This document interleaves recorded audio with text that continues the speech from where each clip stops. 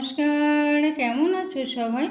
Moni's lifestyle and kitchen থেকে আমি মনি। আমার একটা নতুন ব্লগে সবাইকে স্বাগত। সকাল সকাল কুকুরকে বিস্কুট দিতে না দিতে তখনই একটা সুন্দর তাল পড়েছে। তো এই বছরে তাল কিন্তু পুজো অবধি ছিল, মানে জন্মাষ্টমী অবধি ছিল, কোনো বছরই কিন্তু থাকে না। সব বছর কিন্তু জন্মাষ্টমী আগে শেষ হয়ে যায়। এই বছরই প্রথম আর কি বাড়িতে এই তালের বড়া করে দেওয়া হয়েছে, মানে দিতে পেরেছি আর কি, কোনোবারে কিন্তু দিতে পারি না, শেষ হয়ে যায়। তালগুলো কিন্তু আগেও বলেছি খুব ভালো। আর এখন ছোট ছোট দুটো বা তিনটে আছে গাছে, হয়তো এখন আরও দুটো আছে, এখন একটা পড়েছে, যদিও ছোট, বড়গুলো আগেই পড়ে গেছে, এখন ছোট একটা পড়ে আছে। তো ওকে দেখাচ্ছি, ও দেখতেই পাচ্ছে না, আমি তো দেখেছি পড়েছে টিনের উপরে, ও দেখাচ্ছি ওকে, ও দেখতেই পাচ্ছে না। তো সেটি ওকে দেখেন, দেখো কি মানে এই জায়গাটা উঠাও তো একটু রিক্সের ব্যাপার, ওকে এই জন্য বলছে আস্তে আস্তে উঠো, তারপরে মানে ওপারটায় যাও আর কি। ও পাঁচিলে ওপারেও পড়ে, ওখানটায় বেশি পড়ে, এপারেও কমই পড়ে, দু জায়গায় পড়ে আর কি। তো দেখো এই তালটাই পাওয়া গেছে এবার, ছোট হলেও একই আর কি, এটাতে একটা করে গুটি থাকে। যাই হোক, সারাদিনে কোনো ব্লগ ভিডিও শেয়ার করিনি, যেহেতু পুজোটাই শুধু মানে ভিডিও করেছি, মানে ওইটাই রাখার চেষ্টা করি, যেটুকুন পেরেছি সেইটুকুনি রাখার চেষ্টা করেছি, সবটা স্মৃতি খাতায় থাকবে। তো রাতে একটু গোপোষণার জন্য একটু ক্ষীর করেছিলাম, আর করি তারপরে রাতে যেহেতু 12টার সময় অভিষেক করি, সেটাই তোমাদের সঙ্গে শেয়ার করব। আমি রাতে 12টার থেকে তাও নন্দস অবধি করি আর কি। তো শুক্রবার দিন তো আমি নিরামিষ খাই, শুক্রবার দিন নিরামিষ খাই, শনিবার দিন তো পুজো থাকে, শনিবার দিন ভাত খাই না। আর নন্দোৎসব করে তারপরে রান্না করে ভোগ দিয়ে তারপরে সেটাই আমরা বাড়িতে খাওয়া দাওয়া করি, বর আর ছেলে খায়।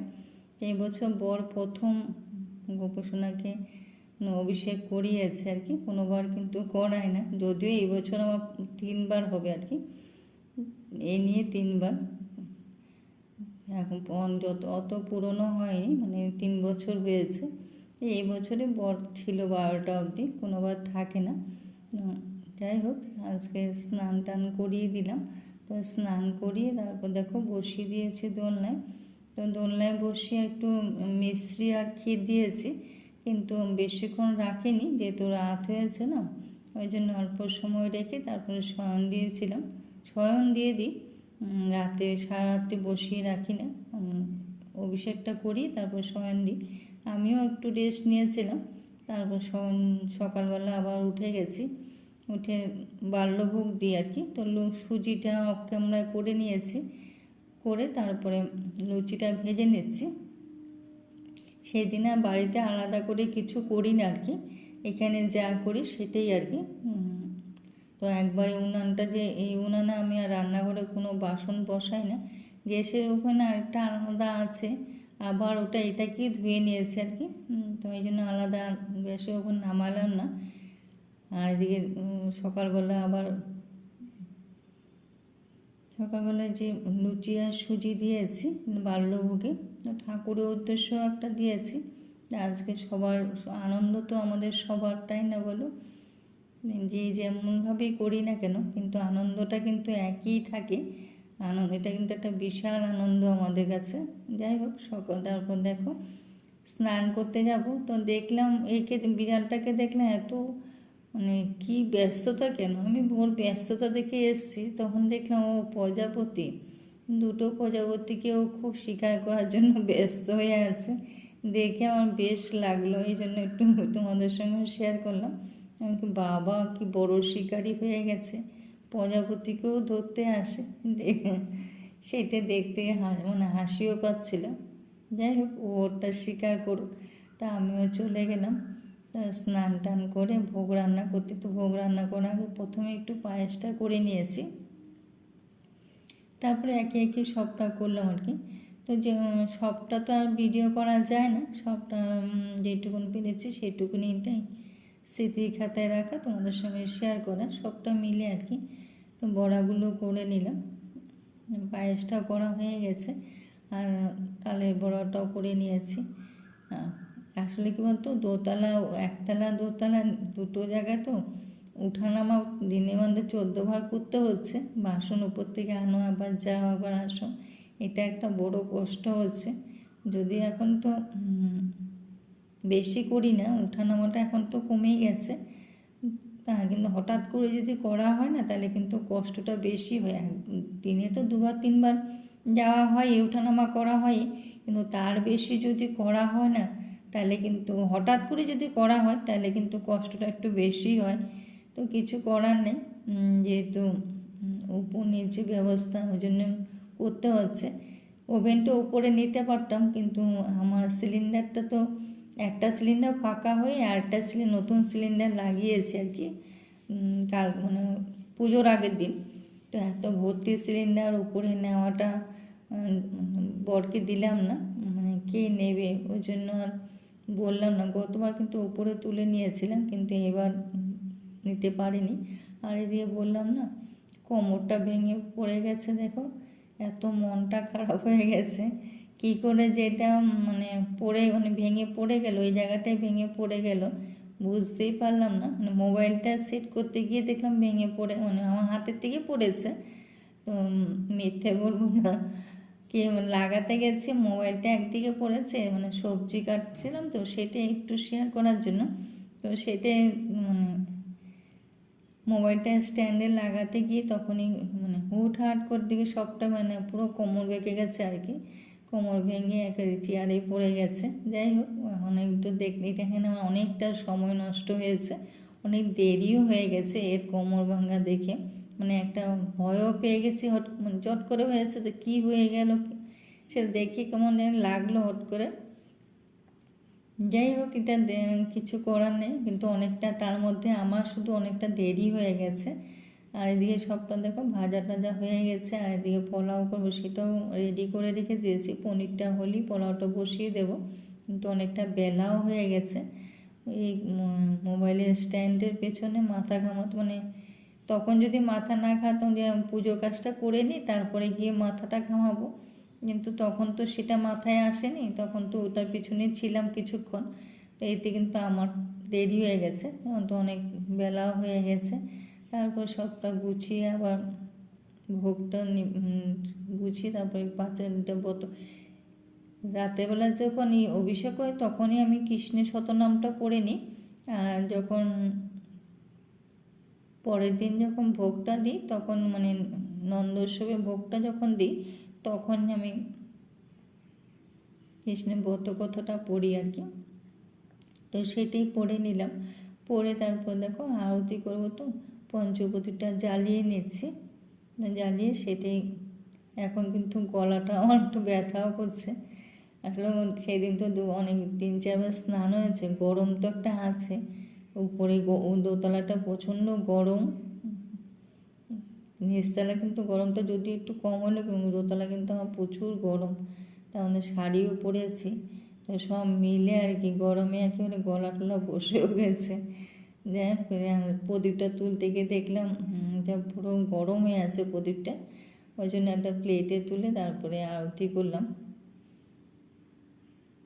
তো যেভাবেই করি না কেন আনন্দ কিন্তু একটা থাকেই, আমরা যেভাবে করি না কেন, যত হয়তো আমি খুব সাজিয়ে গুছিয়ে মানে করতে পারিনি, সেটা হয়তো আমার সামর্থ্যের মধ্যে নেই, যে খুব সাজিয়ে গুছিয়ে করবো, সেটা আমার সামর্থ্যের মধ্যে নেই। যেটা আমার সামর্থ্যের মধ্যে আছে সেটা দিয়েই করেছি, কিন্তু মনের মধ্যে একটা আনন্দ ছিল। যেভাবেই করি না কেন, তো সেইভাবে কিন্তু আনন্দ একটা করে থাকি আমরা, তাই না? আমরা যেভাবে ঠাকুর পুজো করি না সেভাবে কিন্তু আনন্দই থাকে, যার যেমন সামর্থ্য তার সেইভাবেই তো করবে, তাই না বলো? তো এটাই প্রার্থনা, এইভাবে সব মানে প্রতি বছর যেন করতে পারি, সেটাই আমার গোপসোনার কাছে এটাই আমি চাই, মানে শক্তি দিও, যাতে নিজে হাতে সবটা করতে পারি।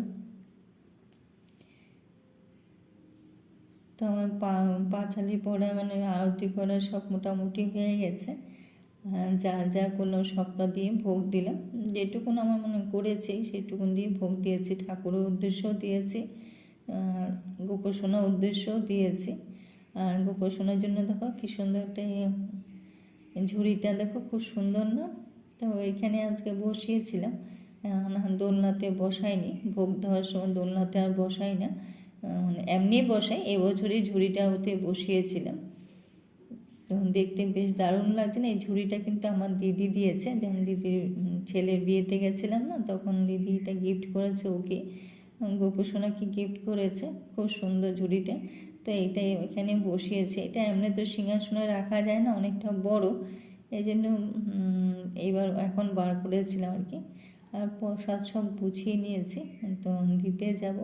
তো যেখানে যে বউটার কথা বলেছি না, যে অসুস্থ, হাসপাতালে ভর্তি, এখনও জমের সঙ্গে লড়াই করছে, তার বাড়িতেই যাচ্ছি। দেখো ওরা কত কষ্ট করে থাকে। খুব বলেছি না, ওরা 3টা ফ্যামিলি, মানে শাশুড়ি শ্বশুর আলাদা, আবার আরেক ভাই আলাদা। দেখো 3টে ঘরে একসাথে, দেখলে কিন্তু খুব কষ্ট হয় যে ওরা কত কষ্ট করে থাকে, কত কষ্ট করে মানুষ থাকে, তাই না বলো? একই দেখো, আমরা একই, মানে সবারই 2টো হাত, 2টো পা, 2টো চোখ, কিন্তু সবার তো আর সবটা থাকে না। কেউ হয়তো অট্টালিকায় থাকে, কেউ হয়তো দেখো কত কষ্ট করে থাকে, কিন্তু আমরা ঘুরে ফিরে কিন্তু সবাই আমরা মানুষ, তাই না? কিন্তু এটাই হলো, সবটা হলো ঈশ্বরের লীলা, এটা কারো কিছু না। এখানে হলো আরেক ভাই থাকে আর কি। তো এক জায়গা মন্দির বললাম, কিন্তু ওরা এক জায়গা মন্দির হলেও কিন্তু যার যার হাড়ি কিন্তু সবার আলাদা আলাদা। এটা আবার এখানে এটা ঠিক আছে যে হাড়ি কিন্তু ওরা আগেই আলাদা হয়ে যায়। যাই হোক, এই যে মেয়েটার কথা বলেছি, মেয়েটা জানতো একেবারেই ক্যাবলা, মানে কি বলবো, মুখে যা বলবে তখন মানে হাসি মুখ একটা আছে, কথার কোনো ইয়ে নেই। ভাইটাকে ডেকেছিলাম, ভাইটা ঘুমোচ্ছে একেবারে, ভাইটাকে দেখলে খুব কষ্টই লাগে। তো সবাই দেখছে আর কি, যেহেতু ওরা একা থাকে, পাড়ার সবাই দেখাশোনা করছে। দেখো মুখে কত হাসি। এখন ওই বলছে মার এখনও সুগার নামিয়েই, এখনও 400 জায়গায় পড়ে আছে। তা আমার দেখে কথাটা শুনে কত খারাপ লাগলো, যে ওরা না বুঝলে যেটা হয় আর কি। যাই হোক, ওর সঙ্গে কথা বলে তাও বাড়ি চলে এলাম। বাড়ি চলে এসে একেবারে সন্ধ্যায় চলে এসছে, আর তারপরে আর কিছু ভিডিও করিনি। তো সন্ধ্যার সময় আজকে যেহেতু মনসা পূজা, তো মনসা পূজা তো এখানে কোথাও হয় না আর কি, বাড়ির কাছে কোথাও হয় না, তো কোথাও তো যেতে পারি না দুধকলা দিতে, ওই জন্য বাড়িতেই দিই। বাড়িতে আমি তুলসীতলা ওখানটাই দিই আর কি, দুধকলাটা তো সন্ধ্যার সময় আমি ওখানেই দিয়ে দিই। সেটাই দিচ্ছিলাম, সেটাই একসাথে যেহেতু পড়েছে, আজকে জন্মাষ্টমীও পড়েছে, আবার মনসা পূজাও পড়েছে, দুটোই একসাথেই পড়লো। তো এটাই আজকে, এটা করতে দিতে দিতে আজকে ভিডিওটা এখানে শেষ করব। তো কেমন লাগলো, যদিও খুব সাধারণভাবে করেছি, যেভাবে করেছি সেভাবেই আমি কিন্তু খুশি। আমি যেভাবে মানে করতে পেরেছি সবটা, সেটাতেই আমি খুব খুশি, মানে খুব আনন্দিত আমি যে সবটা ওকে করতে পেরেছি, সেটাই আমার ভালো লেগেছে। আর দেখো এখানে দুধকলাটাও দিয়ে দিলাম, আর যেহেতু এখানে লাইটের পাওয়ারটা খুব কম, যার জন্য কিন্তু ভালো করে দেখাও যাচ্ছে না। তো আজকে ব্লগটা এখানে শেষ করব। সবাই ভালো থেকো, সুস্থ থেকো। কেমন লাগলো কমেন্ট করো, কিছু একটা যদি ভালো লেগে থাকে লাইক কমেন্ট শেয়ার করো।